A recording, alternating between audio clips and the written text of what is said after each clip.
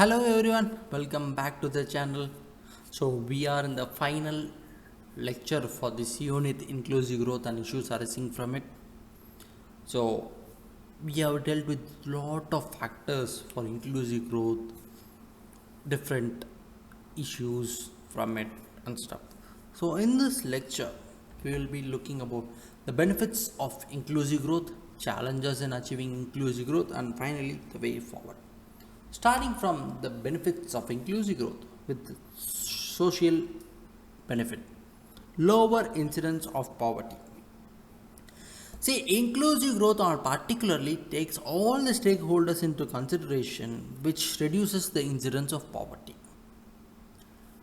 Broad based and significant improvement in health outcome.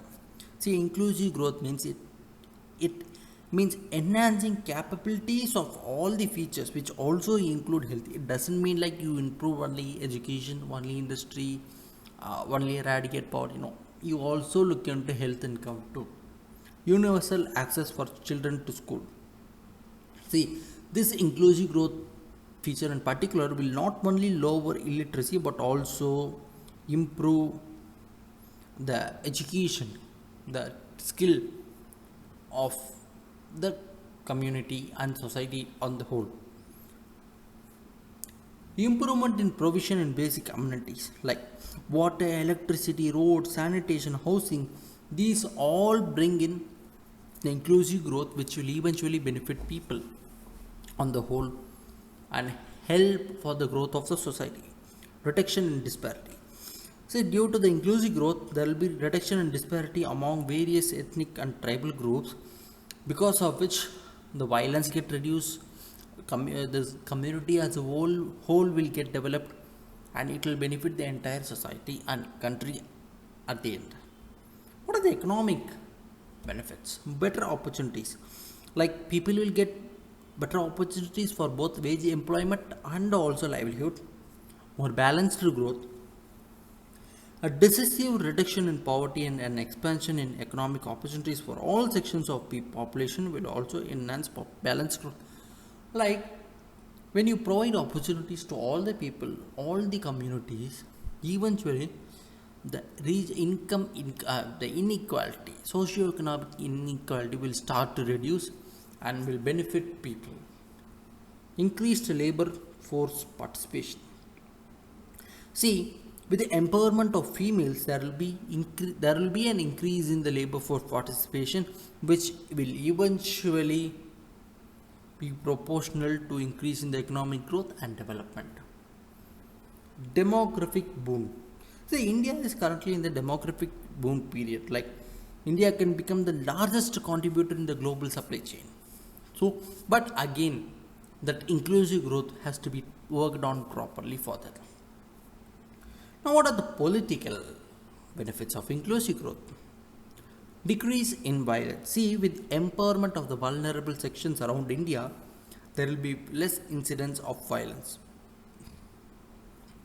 because eventually people get high economic growth and development, which will push them to work more for the growth and development, and the incidence of violence will reduce. Freedom and dignity. Like inclusive growth provides freedom and dignity without social or political obstacles. Good governance. See, taking all together with good governance makes it more streamlined for all the developments to take place in a particular manner, and in a proper manner. Like if good governance is not there, there is no societal benefit, there is no better economic benefit, and the political benefit will also get disrupted. So good governance is the base for all the benefits of inclusive growth. Now, what are the challenges in achieving inclusive growth? Widespread poverty. See, as many as 415 million people in India were lifted out of poverty from 2005 to 6 to 2019 and 21, according to the latest update of its Global Multidimensional Poverty Index. But still, there is a large amount of people living in multi-dimensional poverty, which has to be eradicated. Agricultural backwardness. Steeper decline in per capita land availability, shrinking of farm size, lower productivity in agriculture. These all cause the backwardness in agriculture. There is no proper yield growth due to various factors, which is standing or hindering the inclusive growth process. Massive unemployment.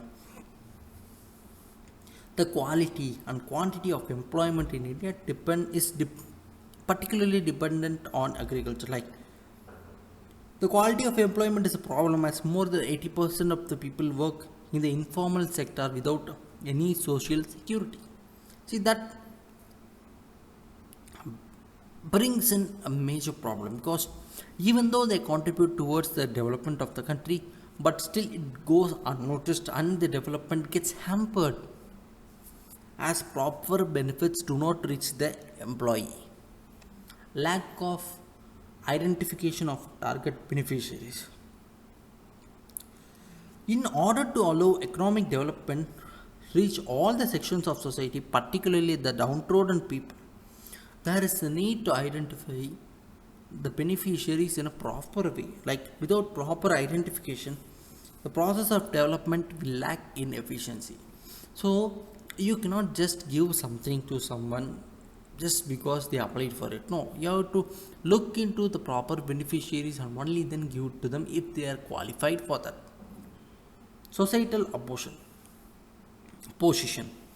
Whenever the government tries to bring in backward communities into the forefront, there is always someone to oppose something. Like lack of support from the society will result in the process of inclusive growth being hampered. That is again a major problem which we still see in India. It does not allow people to grow, which must be neglected for proper economic growth. Now, what are the way forward? What can be done? India can take cue from some internationally best inclusive programs. Yes, like in Brazil, there is a program called Bolsa Familia.